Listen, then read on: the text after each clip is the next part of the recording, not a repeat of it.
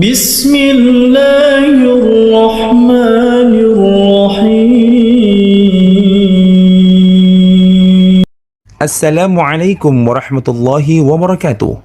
Silahkan like. Sekalian kelanjutannya, ya, yaitu bab atau pasal ya, bab tentang keutamaan sholat subuh dan asar. Tepatnya di hadis nomor 117 dengan sanad sahih. Dari Abu Hurairah radhiyallahu anhu bahwa Rasulullah sallallahu alaihi wasallam bersabda, "Yata'aqabuna fikum malaikatun bil-laili wa malaikatun bin-nahar wa yajtami'una fi salatil fajri wa salatil 'asri. Thumma ya'ruju alladhina batu fikum fayas'aluhum wa huwa a'lamu bihim kaifa taraktum 'ibadi fayaqulun taraknahum wa hum yusallun wa atainahum wa hum yusallun." Malaikat malam dan malaikat siang datang bergiliran di tengah-tengah kalian, dan mereka berkumpul pada sholat subuh dan sholat asar. Kemudian malaikat yang bermalam di tengah-tengah kalian naik di waktu asar itu. Lalu Allah bertanya kepada mereka, padahal Dia, Allah, lebih tahu tentang mereka, "Bagaimana kalian meninggalkan hamba-hambaku?" Maka para malaikat menjawab, "Kami meninggalkan mereka dalam keadaan mengerjakan sholat, dan kami datang kepada mereka dalam keadaan mereka mengerjakan sholat." Hadis ini diriwayatkan oleh Bukhari dan Muslim. Hadis ini tentu atau dalam bab ini cuma satu buah hadis yang diangkat dan kita insya Allah akan coba hubungkan dengan beberapa hadis dalam syarahnya. Kita akan coba seperti biasa membedah dulu hadis ini dan coba mengambil mutiara-mutiaranya. Semoga Allah berkahi insya Allah. Potongan pertama hadis adalah yata'aqabuna fikum malaikatun bil-laili wa malaikatun bin-nahar. Sungguhnya malaikat malam dan malaikat siang datang bergiliran di tengah-tengah kalian. Berarti ini menunjukkan tentang adanya iman kepada malaikat. Dan malaikat adalah makhluk Allah, sebagaimana Nabi SAW sebutkan dalam sebuah hadis yang sahih, diciptakan dari cahaya. Jin dari api dan manusia dari tanah. Mereka adalah makhluk Allah yang suci. Mereka hanya patuh kepada Allah Subhanahu wa taala.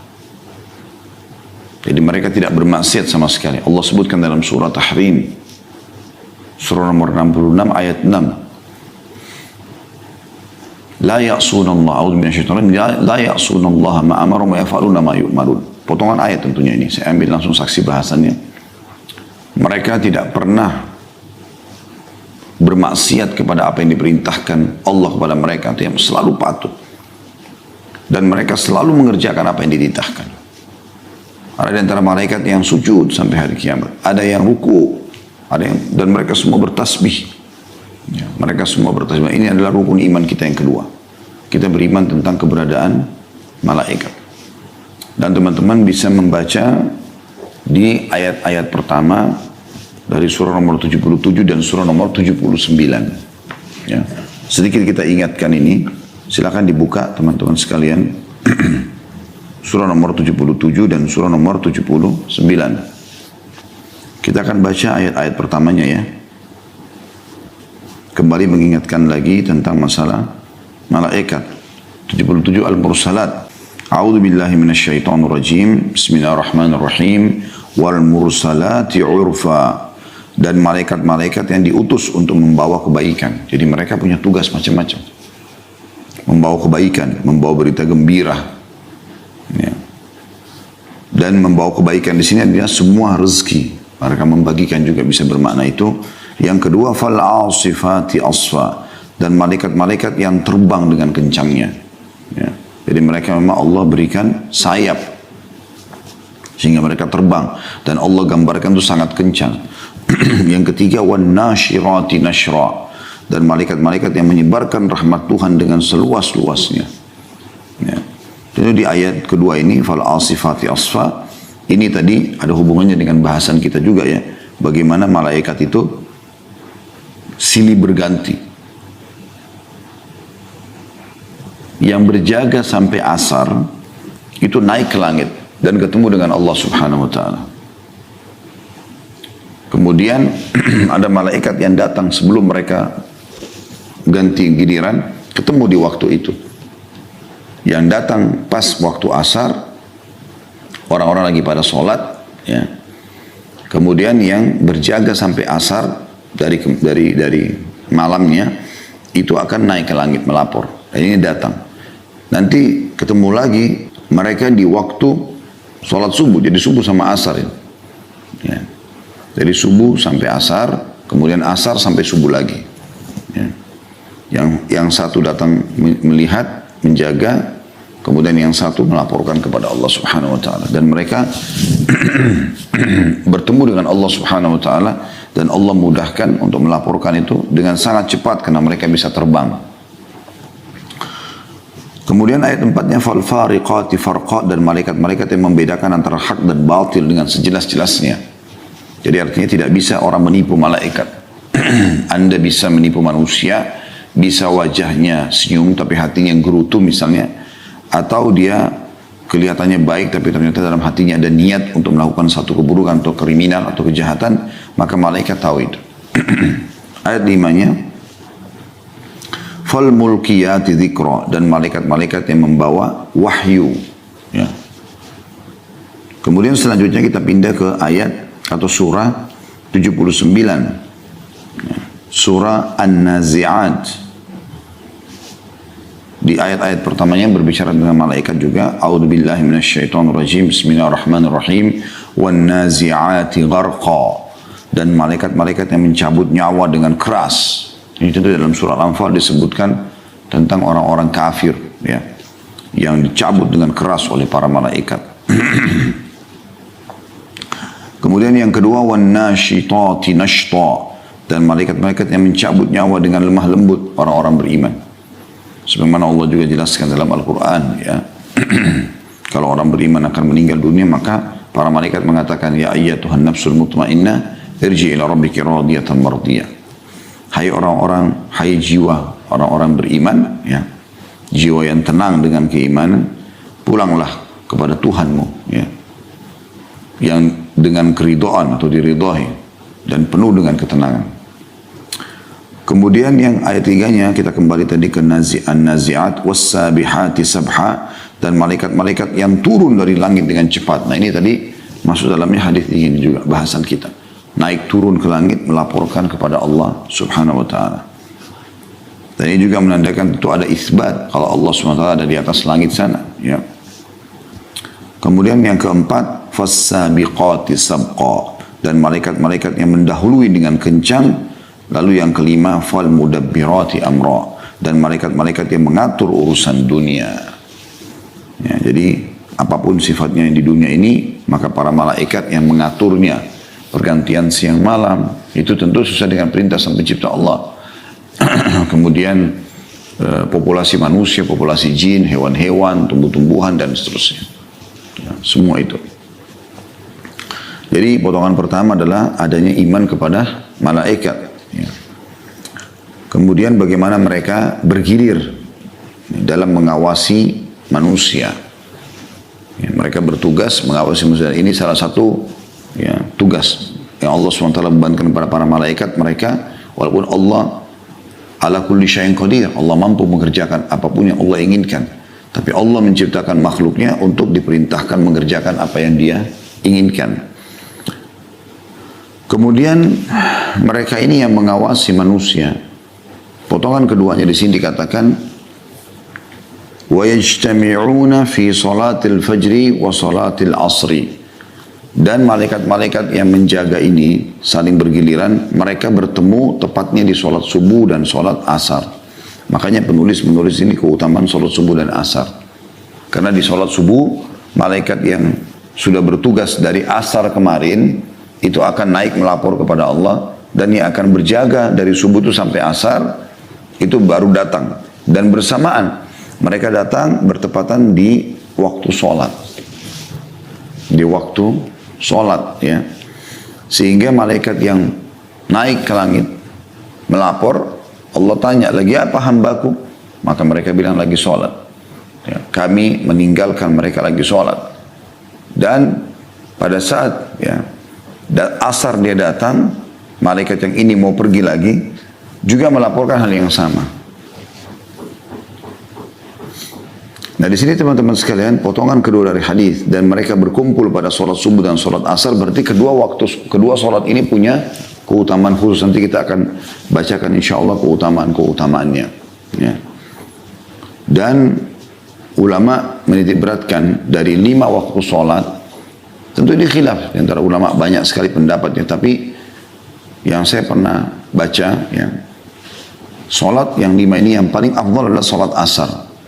Diambil daripada firman Allah Subhanahu wa taala, a'udzubillahi minasyaitonir rajim, hafidhu 'alas shalawati was shalatil wusta wa qumu lillahi qanitin. Jagalah salat-salat kalian dan salat pertengahan. Nah, salat pertengahan, salatul wusta ini banyak pendapat di antara ulama, tapi yang saya pegangi adalah itu pertengahan antara salat yang pagi, subuh sama duhur, pertengahan antara sholat yang malam, maghrib dan isya, maka dia adalah asar. Juga ada hadis Nabi SAW yang mengkhususkan di sini sholat asar. Siapa yang ketinggalan sholat asar, maka seakan-akan dia punya dunia dan hilang semua dari dia. Ya, karena memang luar biasa keutamaan sholat asar itu. Kemudian datang setelahnya subuh dengan isya. Nanti akan kita singgung insya Allah keutamaan dua sholat ini. Lalu kemudian datang duhur sama maghrib. Walaupun duhur sama maghrib di sini berada di posisi yang ketiga, tetapi tetap saja dia sholat wajib dan dia juga punya keutamaan khusus. Tapi di sini disebutkan subuh dan asar ini memang Allah SWT tentukan waktunya agar malaikat saling bergiliran. Kemudian selanjutnya potongan ketiga, kemudian malaikat yang bermalam di tengah-tengah kalian naik. Jadi yang mulai dari asar sampai subuh, jadi dia ngawasin sholat asar, dia ngawasin sholat maghrib, ngawasin isya, ngawasin subuh. 4 sholat tuh. Akan naik. Nanti digantikan oleh malaikat lain, dia hadir subuh, duhur, asar. Pertanyaan sekarang, kenapa malaikat malam yang disebutkan di sini? Karena malaikat malam mengawasi 4 waktu sholat. Asar, dia datang, maghrib, isya, kemudian subuh. Baru dia naik melapor. Kalau yang datang subuh, dia hanya mengawasi 3 waktu sholat. Subuh, duhur, dan asar. Asar diganti lagi dia, kan gitu. Seperti itulah. Makanya di sini dikatakan, kemudian malaikat yang bermalam di tengah-tengah kalian, jadi dia mengawasi dari asar sampai subuh, dan bukan cuma sholat saja, tapi seluruh amalan dia yang dia lakukan dari kebaikan dan keburukan akan diawasi dan dicatat. Lalu Allah bertanya kepada mereka. Jadi sampai di sini tentunya potongan yang ketiga ya. Jadi potongan pertama malaikat malam dan malaikat siang iman kepada malaikat dan mereka bergiliran. Potongan kedua mereka berkumpul pada sholat subuh dan sholat asar. Ini keutamaan yang kedua. Tentang keutamaan sholat ini akan kita sebutkan insya Allah. Potongan yang ketiga kemudian malaikat yang bermalam di tengah-tengah kalian naik. Ini potongan ketiga. Artinya mereka akan naik ke langit. Dan ini menandakan Allah Subhanahu wa ta'ala berada di atas langit. Itulah sebabnya pernah ada seorang laki-laki atau seorang di Madinah lewat di hadapan Nabi SAW. Dan bersamanya ada seorang budak. Lalu Nabi SAW mengatakan, berhenti sebentar, saya ingin tanya budak ini. Maka majikannya mengatakan, silakan tuannya. Lalu kata Nabi SAW, di mana Allah? Pertanyaan itu. Maka wanita tersebut mengatakan, di langit. Lalu kata Nabi SAW, siapa saya? Kata wanita tersebut, Anda adalah utusannya. Kata Nabi SAW, bebaskan budakmu ini karena dia adalah orang yang beriman. Maka kita juga kalau berdoa, angkat tangan ke langit. Nabi SAW seringkali menunjuk ke langit pada saat berdoa. Angkat tangan ke langit. Bahkan kata Nabi SAW, Allah memiliki sifat pemalu. Ini sifat mulia dari Allah Subhanahu wa ta'ala. Tentu tidak sama dengan makhluknya. Dan dia malu kalau hambanya mengangkat tangannya ke langit, kemudian dikembalikan dalam keadaan kosong. Ini potongan ketiga. Potongan yang keempat, Allah bertanya kepada mereka, padahal dia lebih tahu tentang mereka. Ini potongan keempatnya ya. Ini ada isbat sifat kalam untuk Allah subhanahu wa ta'ala. Penentuan sifat kalam Allah subhanahu wa ta'ala. Makanya kita bilang Al-Quran bukan makhluk. Dan dia adalah kalamullah, perkataan Allah. Karena kalau kita katakan makhluk, ya, sebagaimana yang lainnya makhluk, misalnya manusia, jin dan segala macam, maka berarti ada bagian dari Allah yang makhluk. Karena itu perkataan Allah SWT, kalamullah. Ya. Nah kita mengimani sebagaimana Imam Ahmad rahimahullah mempertahankan itu.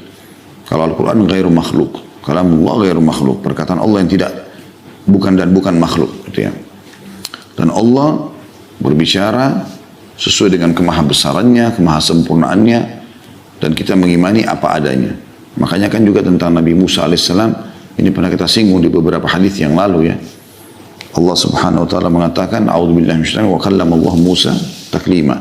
Dan Allah mengajak bicara Musa secara langsung. Lalu di sini ada pelajaran penting, dikatakan bertanya kepada mereka dan langsung dijawab setelah itu ya.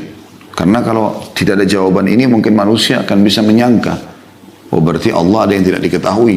Lalu dikatakan padahal dia lebih mengetahui tentang mereka, maksudnya mengetahui tentang hamba-hamba yang di bumi dan juga para malaikat ini, apa yang dikerjakan Allah tahu semua. Allahu ala kulli syai'in qadir. Allah itu mampu mengerjakan apapun dan mengetahui segala sesuatunya. Ya.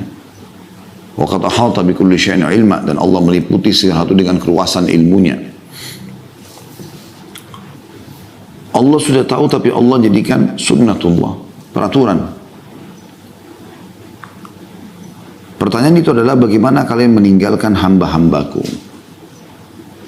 Pada saat kalian datang melapor di aku ini di waktu subuh, melapor, bagaimana kalian tinggalkan tuh? Dari asar kemarin, asar, maghrib, isya, subuh.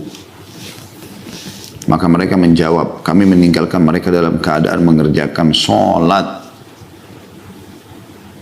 Dan kami datang, pada saat datang, kemarin kan dia tugas tuh malaikat ini.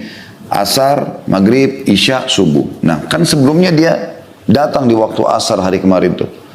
Maka mereka melaporkan. Pada saat kami datang di waktu asar mereka lagi sholat. Pada saat kami pergi pun di waktu subuh tinggalkan mereka, mereka lagi sholat. Makanya keutamaan sholat asar dan sholat subuh. Karena itu yang menjadi fokus laporan kepada Allah subhanahu wa ta'ala. Seperti itulah. Alhamdulillahi Rabbil Alamin.